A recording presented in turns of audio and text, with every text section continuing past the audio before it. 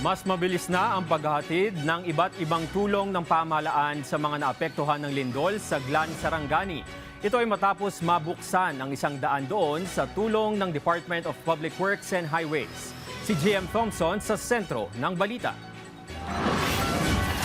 Dahil sa mabilis na aksyon ng Department of Public Works and Highways, nabuksan na ang daan papasok ng Glan, Sarangani. Isa kasi ito sa mga lugar na higit na napinsala dahil sa malapit ito sa epicenter ng 7.8 magnitude na lindol. Malaking bagay ito at sinabihan ko na rin si Secretary Rex Gatchalian ng DSWD kaninang umaga at nag-report na rin ako sa NDRRMC para yung goods at yung relief goods, water, fuel, food, lahat yon ay makakapasok na sa Glan.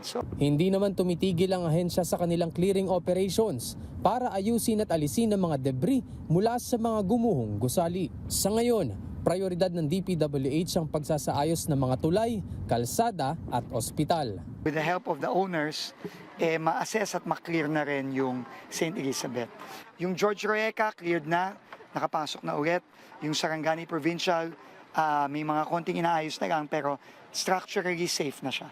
At dahan-dahan pumapasok na rin ng mga doktor, nurse at pasyente doon. So, yun ang priority and then also yung ating mga eskwelahan. Mabilis ding aaksyon ng ahensya sa mga paaralang gumuho at napinsala, lalo na't kasisimula pa lamang ng pasukan. Sisiguraduhin ng DPWH ang kanilang assessment sa mga paaralan para malaman kung ligtas na bang magbalik eskwela dito o kailangang i-demolish na at gumawa ng mga bagong gusali dahil sa tindi ng pinsala.